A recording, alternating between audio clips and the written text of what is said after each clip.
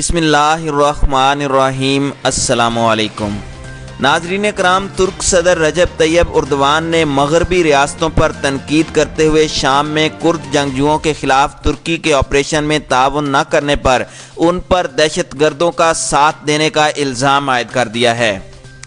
ناظرین کرام، غیر ملکی خبر رساں ادارے AFP کی رپورٹ کے مطابق استنبول میں ان کا کہنا تھا کہ کیا آپ سوچ سکتے ہیں کہ نیٹو کے رکن ممالک اور یورپی یونین کے ممالک سمیت تمام مغربی ریاستیں دہشت گردوں کے ساتھ ہیں اور ہم پر حملے کر رہی ہیں۔ انہوں نے سوال کیا کہ آپ نے کب سے دہشت گردوں کا ساتھ دینا شروع کر دیا؟ کیا شامی کرد فورسز نے نیٹو میں شمولیت اختیار کر لی ہے اور ہمیں اس کا علم نہیں ہے؟ ناظرین کرام، واضح رہے کہ انقرہ کا ماننا ہے کہ YPG کردستان ورکرز پارٹی کی ذیلی دہشت گرد تنظیم ہے جو ترکی میں 1984 سے بغاوت کی کوششیں کر رہی ہے۔ انقرہ، امریکہ اور یورپی یونین کی جانب سے PKK کو بلیک لسٹڈ دہشت گرد تنظیم قرار دیا گیا ہے۔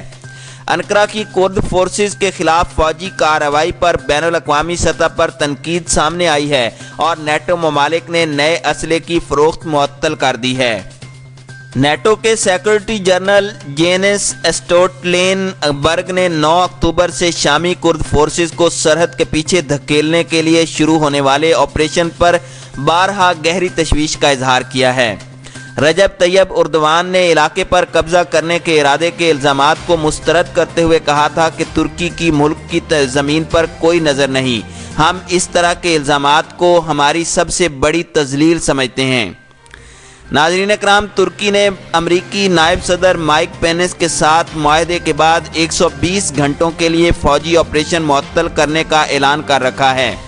معاہدے کے تحت کرد جنگجوؤں کو سرحد کے ساتھ سیف زون کے قیام کے لیے علاقہ خالی کرنے کا موقع دیا گیا ہے۔ خیال رہے کہ ترک صدر کی بحر اسود کے ریزورٹ سوچی میں منگل کے روز روسی صدر پیوٹن سے ملاقات بھی طے ہے۔ ترکی کی وزارت دفاع نے کہا ہے کہ شمالی شام میں جنگ بندی کے باوجود کرد ملیشیا نے تل ابیض میں ترک فوج پر حملہ کیا ہے، جس کے نتیجے میں ایک جوان جاں بحق اور دوسرا زخمی ہوا ہے۔ ترک وزارت دفاع نے ایک بیان میں کہا کہ YPG کی جانب سے اینٹی ٹینک اور چھوٹے اسلحہ سے ترک فوج کو نشانہ بنایا گیا جو تل ابیض میں نگرانی پر مامور تھے۔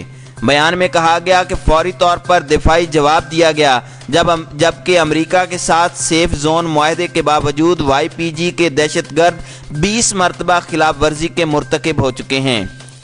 YPG نے گزشتہ روز ترکی پر 5 روزہ جنگ بندی کی خلاف ورزی کا الزام عائد کرتے ہوئے کہا تھا کہ شمال مشرقی علاقوں اور سرحد میں راس العین میں شہری علاقوں پر شیلنگ کی گئی ہے۔ ناظرین اکرام، ترک صدر حکام نے فوری رد عمل میں YPG کے بیان کو مسترد کر دیا تھا اور اپنے بیان میں کہا تھا کہ یہ ترکی اور امریکہ کے درمیان ہوئے معاہدے کو سبوتاژ کرنے کی کوشش ہے۔ ان کا کہنا تھا کہ ترکی اس معاہدے کی مکمل حمایت کرتا ہے۔ ناظرین اکرام، خیال رہے کہ اس سے پہلے امریکہ نے جنگ زدہ ملک شام میں اتحادی کرد فورسز پر حملے کے بعد ترکی کے وزراء اور اداروں پر پابندیاں عائد کر دی تھیں۔ واشنگٹن نے 3 ترک وزراء، ان کے محکمہ دفاع اور توانائی پر پابندیاں عائد کی تھیں۔ انہوں نے بتایا کہ امریکی صدر ڈونلڈ ٹرمپ نے ترک صدر رجب طیب اردوان سے فون پر رابطہ کیا تھا اور شام میں جنگ بندی اور ترک فورسز کی پسپائی کا مطالبہ کیا تھا۔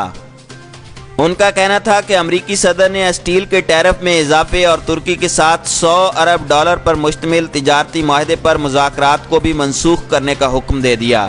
اس سے قبل امریکی صدر نے ٹویٹ میں یہ بھی کہا تھا کہ میں بتدریج انقرہ کی معیشت کو برباد کر دوں گا اگر ترک رہنما خطرناک اور تباہ کن راستہ اختیار کرنے سے باز نہیں آئیں گے۔ اس کے ساتھ ساتھ امریکہ کے secretary of state mic Pompeo نے کہا تھا کہ اگر ترکی عسکری آپریشن جاری رکھتا ہے تو شام میں انسانی بحران بڑھے گا اور اس کے نتائج تباہ کن ہوں گے۔ انہوں نے کہا کہ عائد کردہ پابندیوں سے بچنے کے لیے ترکی شام کے شمال مشرقی علاقے سے یک طرفہ جنگ بندی کرے اور متاثرہ علاقے میں امریکہ سے سیکیورٹی سے متعلق مذاکرات شروع کرے۔ اقوام متحدہ کے پناہ گزین ایجنسی نے خدشہ ظاہر کیا تھا کہ آپریشن سے ترک اور شام سرحد کے نزدیک آباد 5 لاکھ لوگوں کو خدشات لاحق ہیں۔ ترکی نے شام میں فوجی آپریشن کا فیصلہ 2 ہفتے قبل امریکی صدر ڈونلڈ ٹرمپ کی جانب سے اپنی فوج کو وہاں سے واپس بلانے کے اچانک فیصلے کے فوری بعد کیا تھا۔ ناظرین کرام، خیال رہے کہ نیٹو کا رکن ترکی شام میں کرد جنگجوؤں کے خلاف آپریشن کو اپنی بقا کی جنگ کہتا ہے۔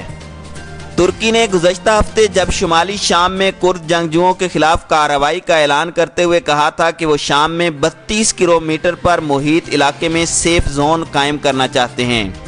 صدر اردوان کا کہنا تھا کہ سرحد پر یہ علاقے 440 کلومیٹر تک پھیل جائے گا، جبکہ شام کے لیے امریکہ کے خصوصی سفیر نے کہا تھا کہ معاہدے میں مختصر علاقہ شامل ہے جہاں شام ترک فورسز اور شامی باغی لڑ رہے ہیں۔